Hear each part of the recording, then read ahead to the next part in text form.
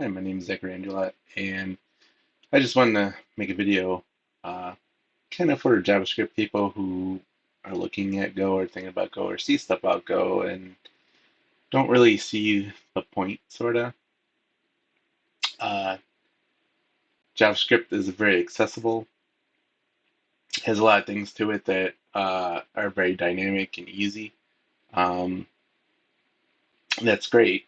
Uh, but Go has stuff that I think a lot of JavaScript people sort of miss a lot, just completely, and what are those things? One is the thing that you always hear about, oh, simplicity. Oh, I can make functions, I can do this, I can do that. Yeah, that's very true. You can and Go. It's a lot of it is the same way, sort of. Um,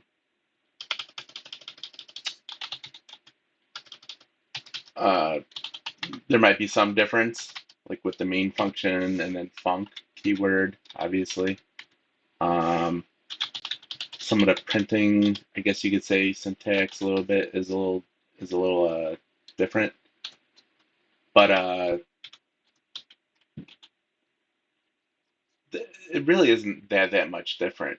Um, there's a lot of things in JavaScript you can do that you can't necessarily do in Go, um, but I think for what Go represents as far as what it gives you up front to the table, I think there's a lot of things that are really useful and aren't so noticeable right up front. I think a lot of JavaScript people sort of do side stuff for their own and then make packages specifically for their use case to be used as a package.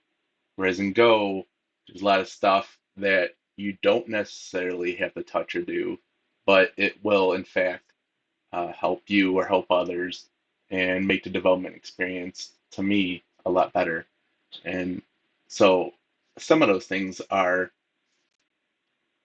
uh, so when you go to, let's say, uh, you know, a certain package and Go, this is one of mine, but you go to any of them. A lot of times the code to me is really readable. Um, Here we can figure this out. Uh, you a lot of times can just steal stuff that's like really useful and easy, and you know, let's say write to a file or something like that, or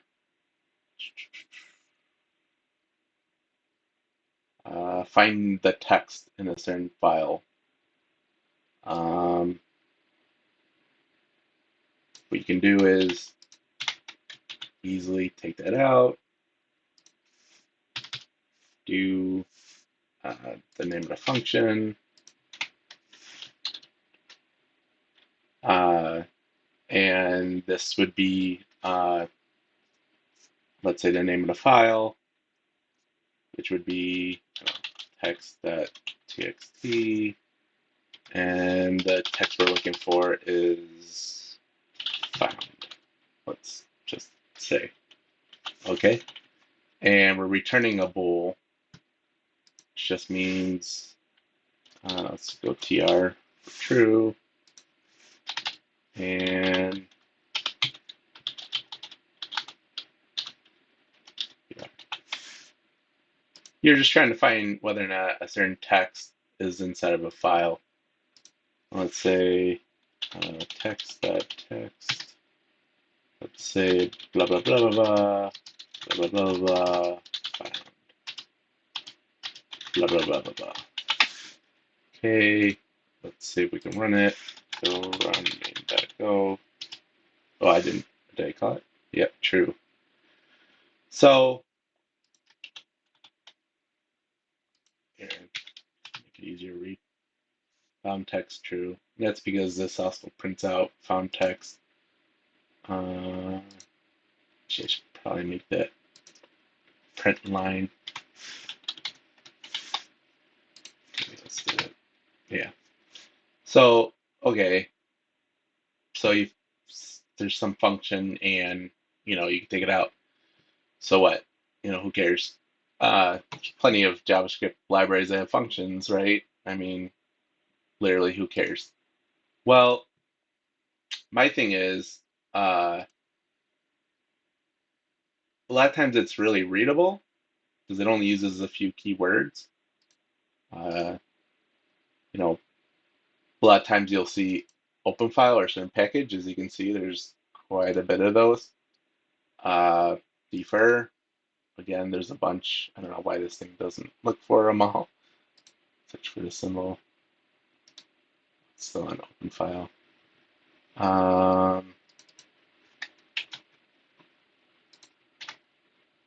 don't know. I don't know why it doesn't get that's on GitHub. Um,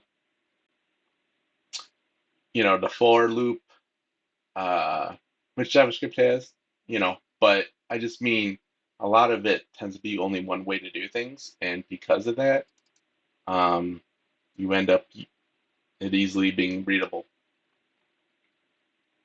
Or append, same thing. Um, split, it's from the strings package. Uh, you know, there's a lot of reusable terms, I guess is what I'm trying to get at, sort of. And with it being only one way to do things, it makes reading what's going on in the library really easy, as opposed to in JavaScript, where a lot of times it's so generic that, uh, you know, let's say, I don't know, there's just stuff doesn't seem all that reusable. It may seem a little bit readable depending upon how they wrote it, but a lot of times it's it's not so readable or understandable. Let's get out of ChatGPT. Let's go to say another one. I don't know. That's not a big package. Yeah, there you tend to come up with custom names constantly, which makes things incredibly inconsistent. And for your own project or using someone's library specifically only to use the library, it's not that great. It's not that reusable. It's not that readable. It's not as maintainable, and so on and so forth. Having somewhat the same word usage, they're pretty much all over the place, makes it extremely nice and easy to read. And you can copy paste out stuff that you may use for your own stuff and not have to download their whole package, which is great. Um, the other benefit with Go is the packaging. You don't necessarily need to do the crazy JavaScript import thing. Uh, this whole shtick, which is fun, fine, and dandy until you don't totally use JavaScript a lot, and then you have to refigure out why can't I call this name in this file, or why can't I call this function? Oh, that's right, it's an export function. You get only be able to use that a certain way, and there's like a million different ways to set this up, and to me, it's ridiculous. In Go, there's only one way to do things, which is great. Go mod init in order to set up the package manager. And this is just the name of, I guess you'd say, your main package or your project, whatever. And then you do mod tidy, and then we'll just create a package then. Do folder, say unpack, and then we'll create a file. Doesn't have to be the same name, but just doing it for ease of use. Yeah.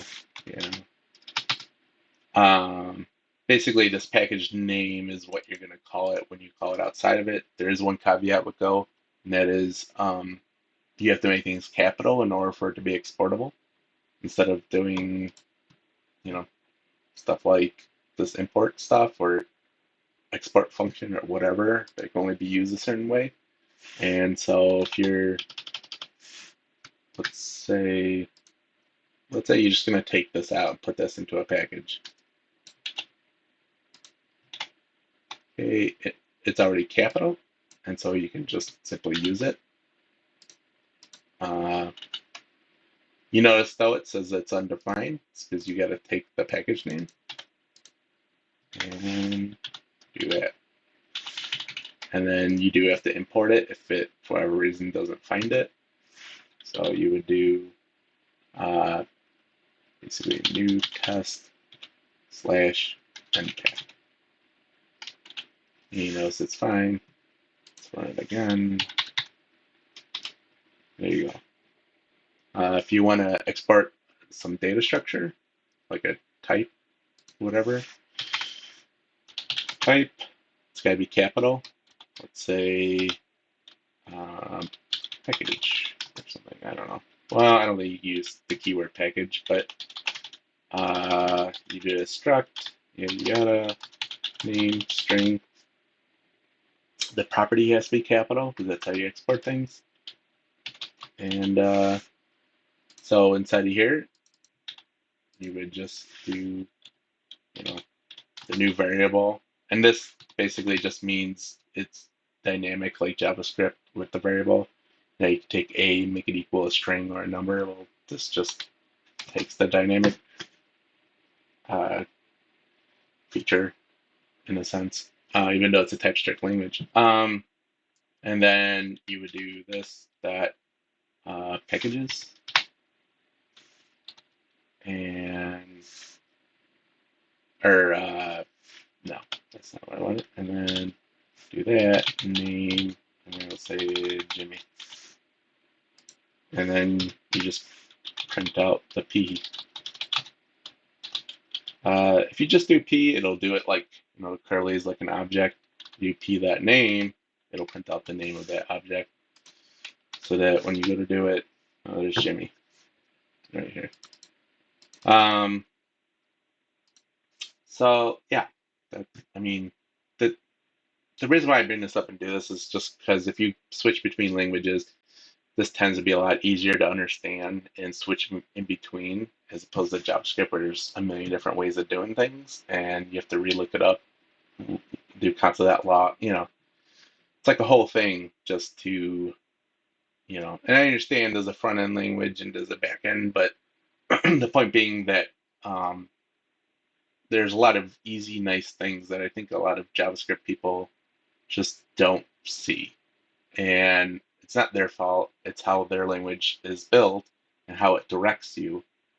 With Go, it directs you toward naming things the same, doing things simply, and making things strict so that there is only one way, so that when you go to read it, there's a lot of meaning behind every little thing that you do, kind of. Not like a library where there's a million different things that mean like constructor, super function, whatever, another that doesn't exist in Go. And I understand there's certain instances like games where you'd have one object and a million iterations of it that have like one property change, and that, therefore prototyping can be more useful. But if you don't have a million variations of that object, why are you doing it or needing it or anything? You're just doing things because that's what the language points you toward, and it's not that useful or helpful for others. Um, so uh, that's just something I wanted to get across, sort of. Uh, Another thing I think with Go is the community. It's not so picky. It doesn't say, "Oh, Java, well, Go's a lot fast," all this stuff that is just really toxic. There is one thing with the Go community about frameworks. They tend to be kind of anti-frameworky, but whatever. Um, but that's it. And they will say, straight out, choose the right language or tool for the job. Go is specifically used for very specific things, and that's what you should use it for. JavaScript, obviously for front end. Uh, JavaScript, I think, does I/O pretty, okay-ish and everything. It's not really used for making this project other people can steal ideas from and everything, um, which is fine, whatever. if that's your exact use case, then by all means use the right tool. Uh, or like Rust with embedded. I guess if you're going to be working on something smaller than a Raspberry Pi, then yeah, I'd probably pick up Rust then. Why would I not? Um, I mean, as far as Swiss Army knife languages like C Sharp, PHP, Java, this all gets put away to the side. And that's one where you just literally need to whip it up as fast as humanly possible. And that's fine. You know, that's the use case. Is to whip it up as fast as humanly possible, then that's what you should be using for the job. Um, as far as we go with, uh, there's only so many keywords, so memorizing them is really simple. If you do what you call it, uh, go by example. I think is a really good website for that. Um, I mean, there's just only so many of them, and that's it. They don't keep coming out with these every year, a new page or whatever. There's some tiny bit of things that I think they just got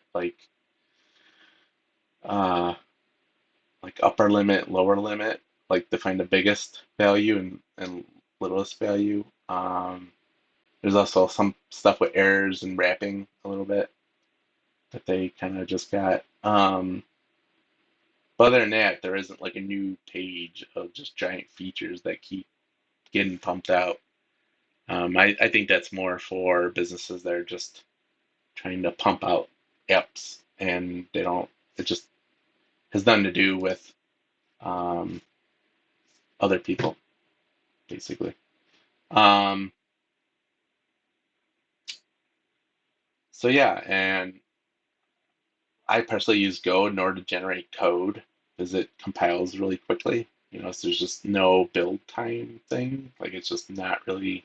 I understand that's a really small instance, but even if I were to take this or a big package, it still, I mean, takes up like no time at all. If I go to, uh, let's say, yeah, the ground up one, I don't know if there's errors because I've been working on stuff. Here and there, I switch between projects. Um, but let's go. Uh, if I do go build, there's no errors.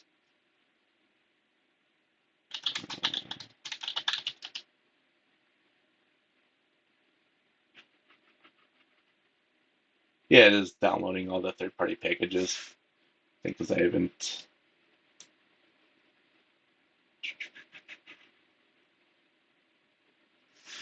Back go build, please no errors.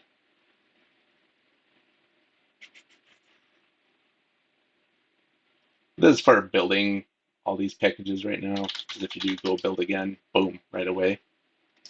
Because it caches it all. This was like because I hadn't opened this in a bit, so it caches it all, and you do go run uh, all the Go files, boom. I have to do a command. Start. No, I have to remember all these commands, but you basically get the idea. It's really quick, even with a giant amount of files that have folders that have folders that have, you know, it just boom right then there really quickly. Unless you just import the package and then it has to cache all the third party stuff. Then obviously it has to download everything and then put those packages into the cache of the build system. And then it just, you know, running it is really easy. I think that's it. The only problem is when you do the debug though through VS Code, it uses C or whatever, and it will take a little bit. Oh, there are errors. Yeah. I'm generating code and putting variables in the templated generated code. But you notice it ran it really quickly, relatively. I mean, VS Code still takes time, but whatever. Um, Again, things that I think JavaScript people just doesn't it doesn't come up to them because I think they're so into the weeds of frameworks that they're copy pasting code that they just want this one thing, just want to do this wobbly window or whatever it is, and they're not getting these implicit benefits from their project that other people can benefit from, and they can work with others, or others can just take it and build their own stuff, and you could sort of in a certain sense see other people build things like you and stuff, and I think that's great. um, it's weird that the error went away. I don't know what VS Code is doing. Anyways, so yeah, I think that's the stuff I wanted to cover with Go, and just that it's simple. You have a full mental model easily of stuff. When you read other people's code, it's really easy. There's no constructive function or overloaded function or any of that stuff. Um, when you build stuff, it usually uses the same keywords, so you don't necessarily have to look stuff up as much. A lot of times, I went through it myself, and I see others with JavaScript frameworks just digging through that Stack Overflow, just digging through it, and or with Rust or whatever, and no, no, unless it hits the 80/20, which I sorted out, uh, I'm not, I'm not doing that no more. I did that for a couple years, and I'm just done. This is nice. I rarely use Stack Overflow. Sometimes I'll use the Go docs, and yeah. I mean, unless there's some crazy algorithm thing that I have to have. I think I did some live stream stuff, and yeah, that I was looking up a little bit of because I was trying to create an SQL generator, and there were certain commas that are needed, and I needed a way to trim but leave certain one. It got really a little bit over the top. I figured it out, but yeah, I will say there are certain things you do look up, but I don't normally go down that road. So, you know, um, yeah, that's sort of what I wanted to cover. Just these are things that I think are extremely important, extremely fun, and the Go community, like I said, is nice. Um, yeah, just everything about it. It just no more headache. But yeah, if you have any questions, please let me know. Okay, thank you.